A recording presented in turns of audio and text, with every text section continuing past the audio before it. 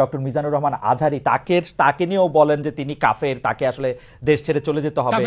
তখন তখন তখন আমরা একটু কনফিউজ হয়ে যাই। এগুলো খুব খারাপ অভ্যাস, আরেকজনকে কাফের বলা, মুশরিক বলা।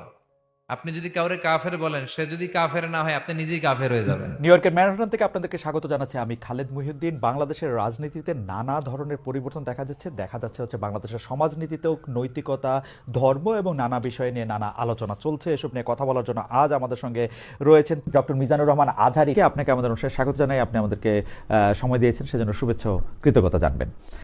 নাহমাদুহু ওয়া নুসাল্লি আলা রাসূলিহিল কারীম, আম্মা বা'দু, ফাআউযু বিল্লাহি মিনাশ শাইতানির রাজীম, বিসমিল্লাহির রহমানির রহিম। শুরুতেই আল্লাহ রাব্বুল ইজ্জা ওয়াল জালালের দরবারে শুকরিয়া জানাচ্ছি যে আল্লাহ তাআলা আমাদেরকে স্বাস্থ্যকর জীবনযাপনে ইসলামের ভূমিকার শীর্ষক একটি টপিক নিয়ে একটি আলোচনাতে অংশগ্রহণের সুযোগ দিয়েছেন। আমরা শুরুতেই পড়ে নিচ্ছি কালিমাতুশ শুকর, আলহামদুলিল্লাহ।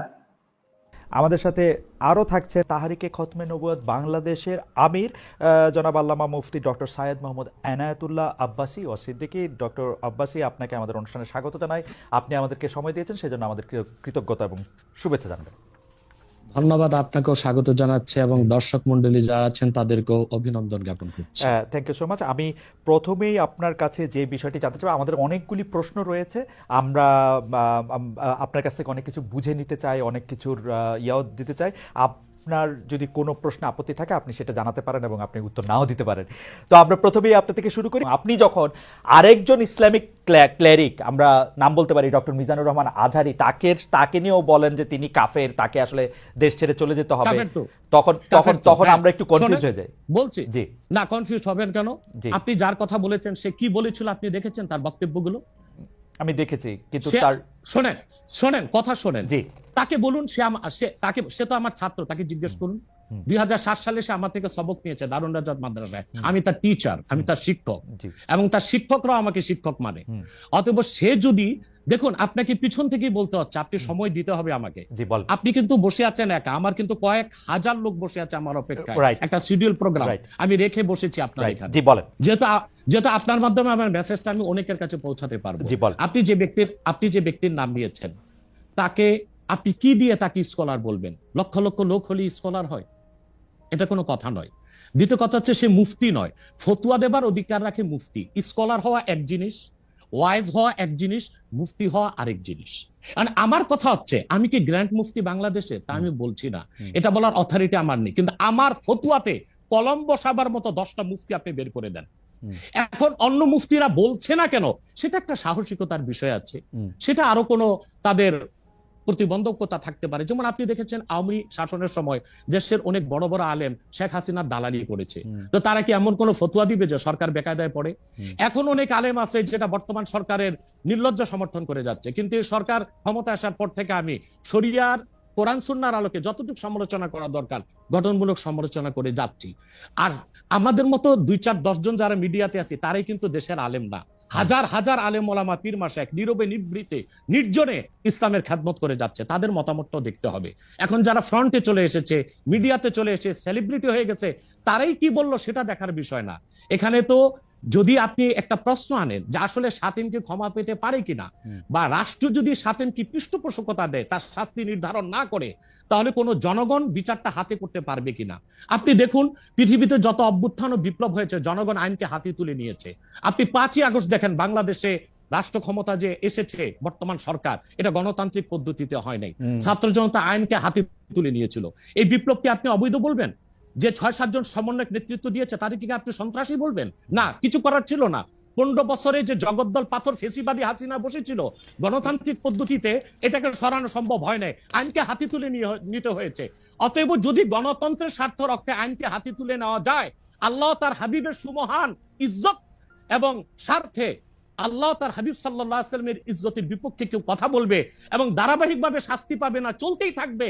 আমরা শুধু মিটিং মিছিল করে লাঠি পেটা খাবো আর গুলি নিব। স্যার আপনার কাছে মনে হয় না, স্যার আপনার কাছে মনে হয় না এটা আপনার কাছে মনে হয় না এটা আপনার পয়েন্ট অফ ভিউ?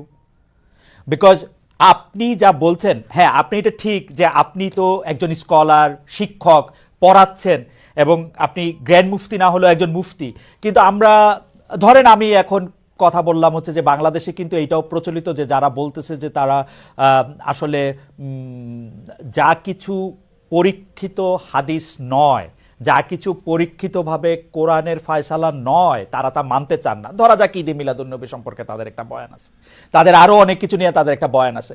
তাদের মধ্যে থেকেও কেউ কেউ আছেন যারা মক্কা মদিনায় বড় বড় জায়গায় আলেমের কাজ করতেছেন। আমি আব্দুর রাজ্জাক বিন ইউসুফের কথা বলতে পারি, আরো আপনি জানেন কাদের কথা আমি বলছি।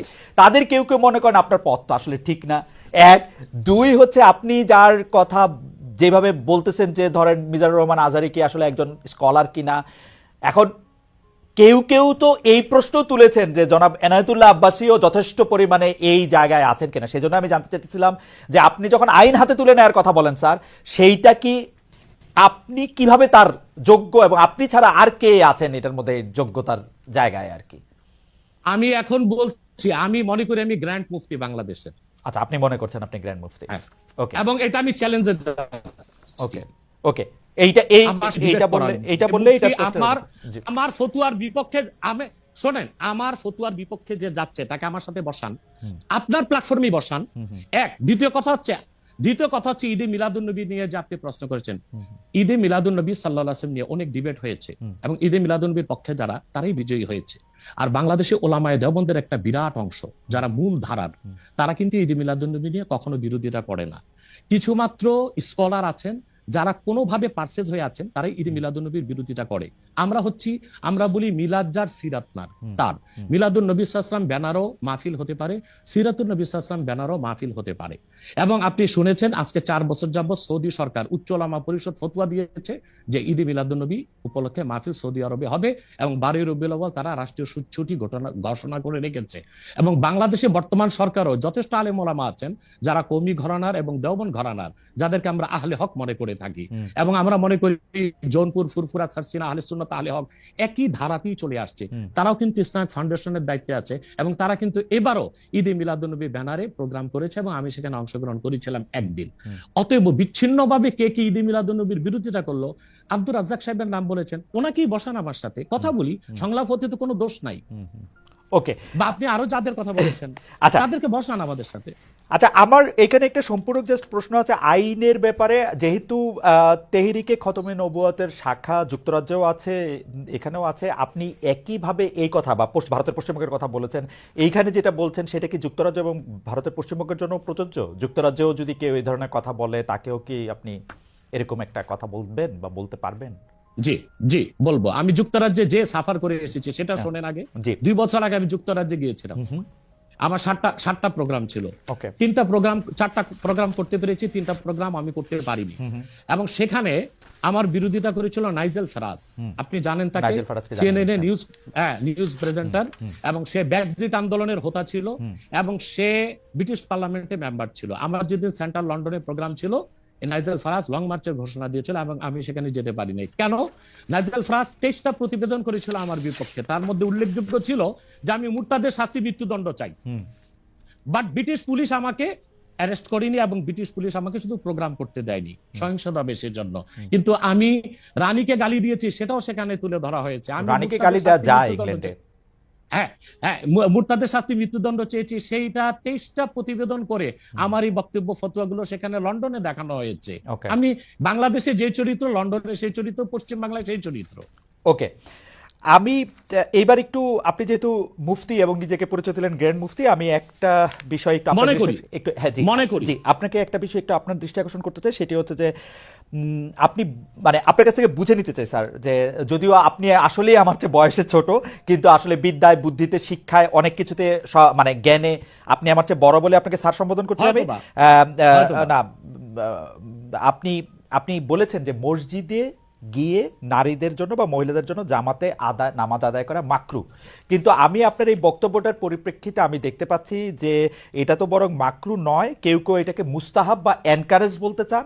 অনেকে উদাহরণ দিচ্ছেন আয়েশা, যিনি প্রফেটের স্ত্রী ছিলেন, রাদিয়াল্লাহু আনহা, হ্যাঁ আয়েশা রাদিয়াল্লাহু আনহা, উনি ইমামতি করে মেয়েদের নামাজ পড়িয়েছেন, এবং যে জায়গায় আপনি এটা মুকরু বলছেন ওই জায়গায় কেউ মুস্তাহাব বলতে গিয়ে আপনার বক্তব্যের বিরোধিতা করছেন। এটা নিয়ে আপনি যদি আমাদের একটু বলেন।